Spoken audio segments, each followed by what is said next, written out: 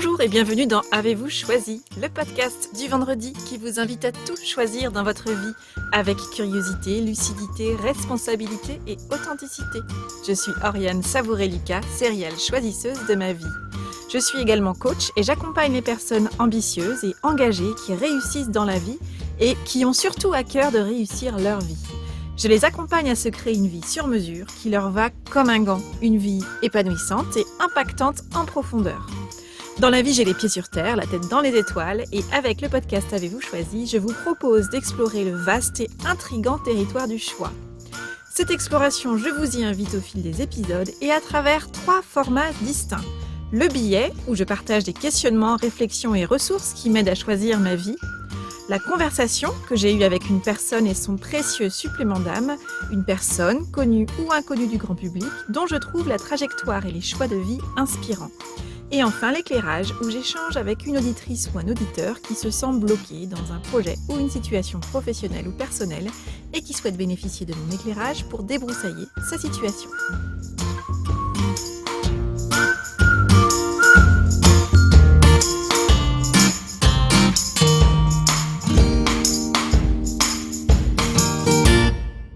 Cette semaine s'est tenue la Journée internationale des droits des femmes, journée qui vise à célébrer les victoires et les acquis en matière de droits des femmes et à mettre en lumière les inégalités qui persistent et le chemin qu'il reste à parcourir. Cette semaine, je choisis de saisir l'occasion de cette actualité pour parler du phénomène du plafond de verre et de la question de la visibilité. Je crois que ce sont des sujets dont il est essentiel de parler parce que connaître ces réalités et ces enjeux, cela permet d'amplifier la prise de conscience, individuellement et collectivement, et cela permet ainsi d'augmenter la capacité d'action de chacun et de chacune sur ces sujets. Alors, le plafond de verre, qu'est-ce que c'est ? Le plafond de verre, c'est en fait une expression américaine, glass ceiling, qui date de la fin des années 1970. Le plafond de verre, c'est au départ le constat qu'il existe un plafond invisible auquel se heurtent les femmes dans l'avancée de leur carrière ou dans l'accession à de hautes responsabilités et qui les empêche de progresser aussi vite et autant que les hommes. Alors, depuis les années 1970, cette expression s'est étendue aux minorités visibles qui sont amenées à rencontrer les mêmes freins, les mêmes blocages dans leur carrière. En fait, le phénomène de plafond de verre, il est constaté dès lors que dans une structure hiérarchique, les niveaux supérieurs ne sont pas accessibles à certaines catégories de personnes. Et cette catégorisation, elle concerne le sexe, l'âge, l'origine sociale, l'origine ethnique. Aujourd'hui, cette expression du plafond de verre, elle est utilisée pour décrire toute situation où un individu est bloqué dans son évolution professionnelle sans raison légitime. Ce plafond de verre, il constitue une barrière qui est d'autant plus forte qu'elle n'est ni visible ni clairement identifiée. Aujourd'hui, je vous propose d'aller explorer cette notion de plafond de verre sous l'angle du plafond de verre intérieur, c'est-à-dire ce plafond de verre que nous édifions nous-mêmes à l'intérieur de nous. Et ce plafond de verre intérieur, il concerne aussi bien les femmes que les hommes.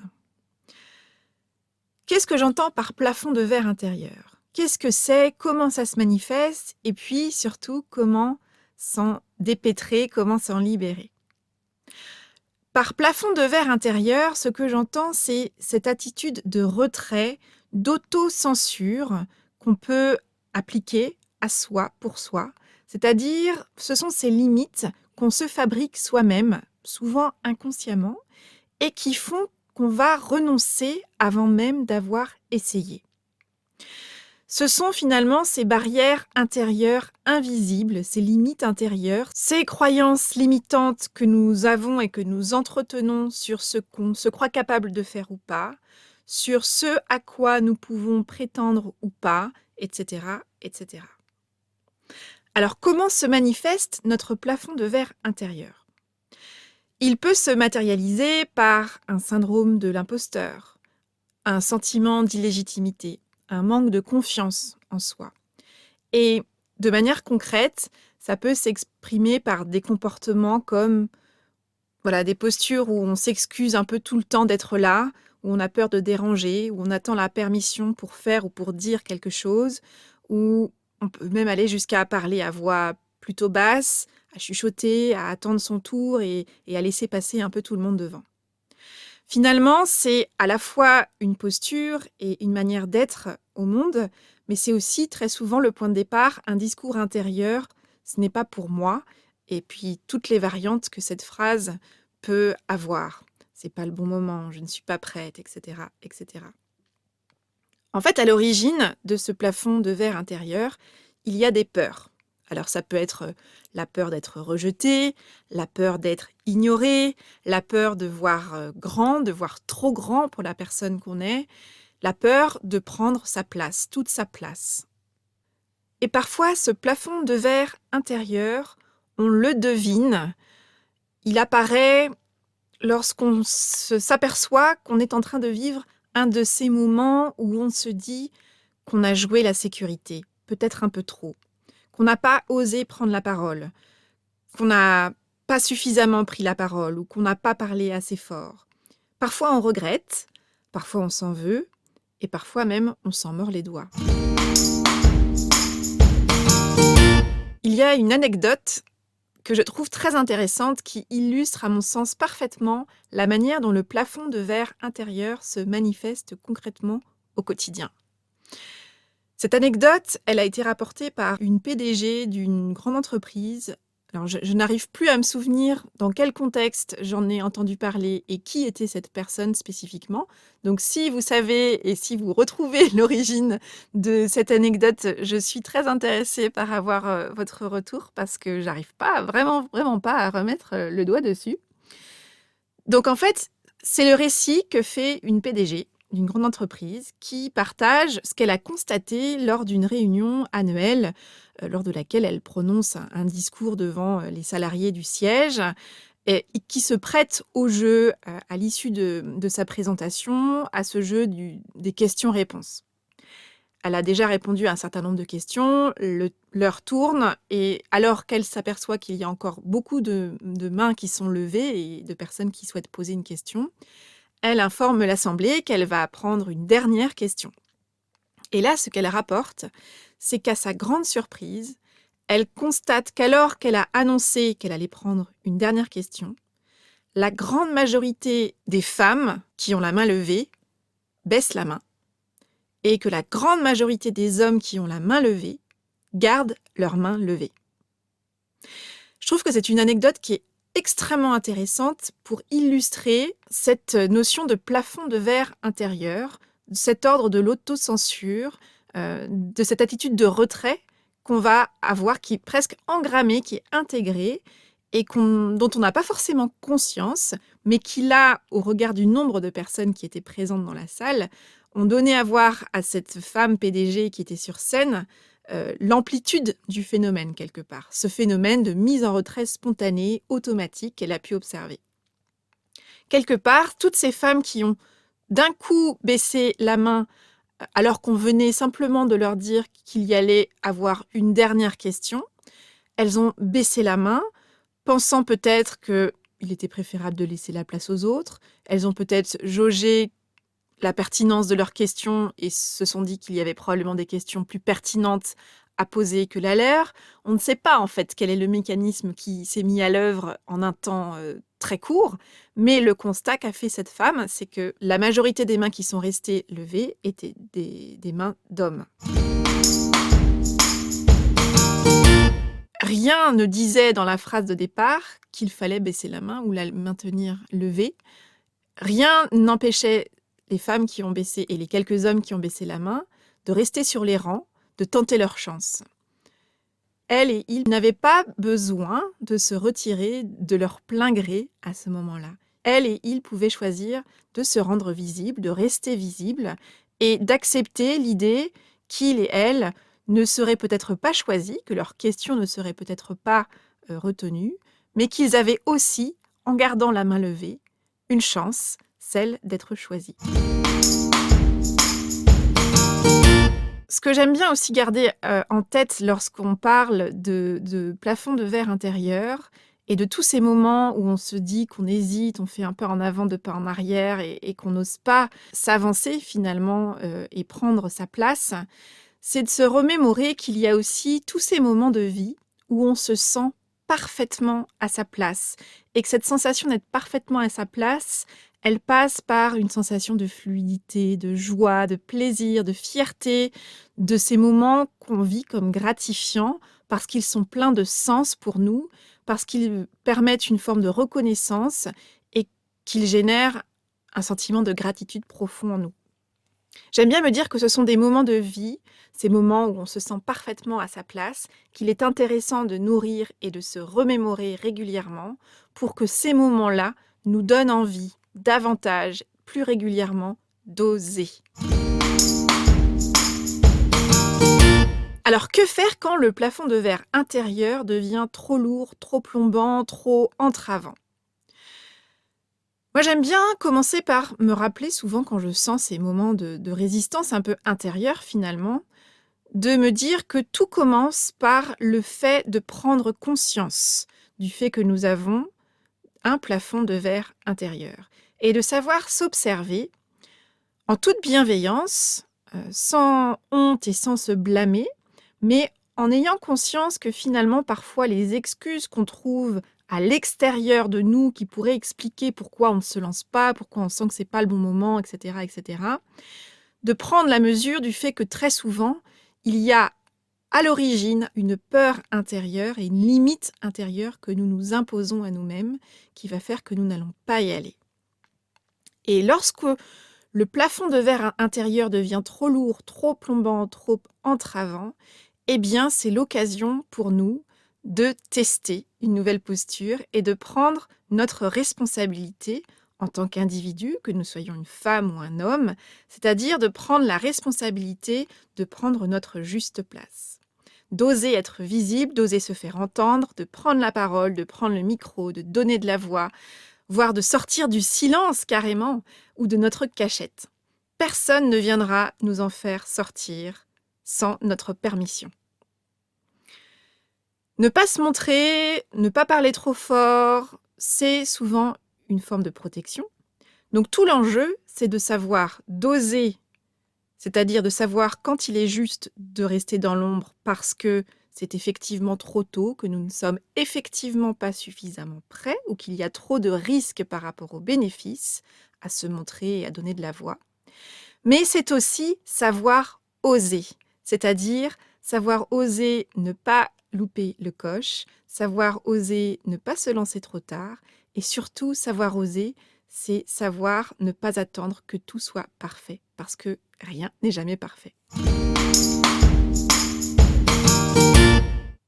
Au début de ma carrière, j'ai eu la grande chance d'avoir un manager, un homme manager, qui a eu à cœur de me transmettre les codes du monde du travail. Et je l'en remercie énormément parce que j'ai gagné beaucoup de temps et beaucoup d'énergie dans mon parcours grâce à ce qu'il m'a appris. Très tôt, il m'a expliqué que dans la manière de gérer sa carrière, il était important de prendre en compte le fait que lorsqu'une offre d'emploi paraît, il est très rare que nous cochions l'ensemble des cases. Et ce qui est constaté dans les recrutements, des études l'ont montré, c'est que majoritairement, les femmes qui postulent à une offre d'emploi le font si elles cochent 100% des cases, des compétences qui sont attendues pour ce poste. Là où, majoritairement, les hommes qui vont postuler à une offre d'emploi vont le faire dès qu'ils cochent 70% des compétences attendues. Le jour où j'ai entendu ça, où j'ai compris ça, ça m'a ouvert vraiment un horizon et ça m'a surtout donné une grille de lecture pour le monde autour de moi, mais surtout pour moi. Et j'ai vu comment est-ce que ce principe-là, je pouvais aussi l'appliquer à tous les projets que je voulais mener. C'est-à-dire ne pas attendre que tout soit parfait pour se lancer. Et plus j'avance dans mon parcours, plus je vois à quel point c'est une leçon essentielle et c'est pour ça que j'ai vraiment à cœur de la partager. N'attendons pas de cocher toutes les cases pour oser avancer. Et lorsqu'on postule à une offre d'emploi en interne ou en externe, avançons nos pions si nous considérons qu'à 70%, nous cochons les cases.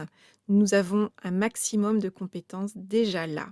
Et ensuite, c'est le travail du recruteur de voir dans quelle mesure ces 30%-là sont 30% qui sont essentiels et qui vont faire que nous n'aurons pas le poste in fine, ou alors de voir dans quelle mesure, en tant que recruteur, il va pouvoir identifier notre potentiel en tant que candidat ou candidate à combler ces 30%. Personne n'est complètement prêt à faire le poste suivant auquel il postule, puisque très généralement, il y a un grand écart à faire, ou en tout cas, il y a un écart à combler. N'attendons pas d'être sûrs de cocher toutes les cases, avançons dès que nous sentons que nous sommes suffisamment prêts ou suffisamment prêtes. N'attendons pas la permission d'y aller, n'attendons pas qu'on vienne nous chercher, osons lever la main sans vérifier si d'autres mains se lèvent déjà ou pas autour de nous, osons ne pas baisser la main trop tôt, osons faire un pas en avant sur le devant de la scène, c'est essentiel pour prendre les choses en main. Pour finir, je voudrais vous partager quelques mots inspirants de Gisèle Halimi, brillante avocate qui est décédée le 28 juillet dernier à l'âge de 93 ans et qui a dédié sa vie à des combats en faveur de l'égalité, de l'émancipation, de la liberté et de la dignité et qui a concrètement fait avancer le droit en faveur de l'avortement, de la contraception, de la reconnaissance du viol comme crime et non comme délit et qui a cofondé et présidé l'association Choisir, la cause des femmes. Dans la conclusion du livre coécrit avec Annick Cogent du Monde, qui s'appelle Une farouche liberté, qui a été publié 3 semaines après sa mort et dont je vous recommande vraiment chaudement la lecture, Gisèle Halimi nous dit plusieurs choses et elle dit notamment ces mots que j'ai à cœur aujourd'hui de vous partager. Les femmes craignent de s'imposer, d'exiger, de révéler leurs envies ou ambitions, de se mettre clairement en avant. Ce n'est pas qu'elles soient naturellement modestes, c'est juste que l'histoire leur a dicté cette attitude de réserve, voire de retrait. Une femme ne doit pas faire de bruit, ne pas déranger, ne pas se faire remarquer, ne pas avoir l'esprit de compétition, ne pas chercher la gloire. Ça, c'est réservé aux hommes. Mais rebellez-vous, pensez enfin à vous, à ce qui vous plaît, à ce qui vous permettra de vous épanouir, d'être totalement vous-même et d'exister pleinement. Envoyez balader les conventions, les traditions, les qu'en dira-t-on, fichez-vous des railleries et autres jalousies. Vous êtes importante, devenez prioritaire. Alors aujourd'hui, je vous invite à prendre toute votre place, votre juste place. Je vous invite à oser vous montrer et à faire de vous-même votre priorité, que vous soyez une femme ou un homme. Et si chacun et chacune d'entre nous faisait le choix de se rendre davantage visible, c'est-à-dire, et si nous prenions la liberté et la responsabilité de nous rendre visibles, hommes et femmes. Osons prendre notre place, parce que nous sommes l'unique personne à pouvoir nous autoriser à prendre toute notre place pour nous construire une vie choisie. Prenons les devants, avançons sur le devant de notre scène pour être véritablement, pleinement dans le jeu de notre vie. Sentez-vous que dans tel ou tel domaine ou tel projet, vous avez actuellement un pied dans l'ombre, dans les coulisses, et un pied dans la lumière sur la scène, et que d'une certaine manière, vous attendez le bon moment ou la permission de vous lancer. Vous vous demandez peut-être si vous avez intérêt à vous rendre davantage visible dès à présent. Qu'avez-vous à perdre à vous rendre davantage visible à présent? Qu'avez-vous à gagner? Si les bénéfices vous paraissent plus nombreux que les risques, réels ou potentiels, le moment est sans doute bien choisi pour vous lancer sans attendre de vous sentir complètement prêt ou prête. Alors dans quel domaine, pour quel projet gagneriez-vous à vous montrer davantage? Où se situe votre plafond de verre? Qu'est-ce que vous vous empêchez de faire aujourd'hui? Comment pouvez-vous procéder pour vous rendre davantage visible dans ce projet qui vous anime? Et par quoi avez-vous envie de commencer? Si le cœur vous en dit, surtout partagez-moi vos réflexions, vos prises de conscience, vos questions. Je serais ravie de savoir comment cette idée de visibilité et de plafond de verre intérieur résonne en vous. Si vous sentez que le temps est venu pour vous de prendre toute votre place et de mener une vie qui vous ressemble et qui vous va comme un gant, si vous sentez que vous avez besoin d'être accompagné pour trouver comment vous réinventer et que vous êtes prête à investir en vous, sachez que j'accompagne à distance un petit nombre de personnes en coaching individuel.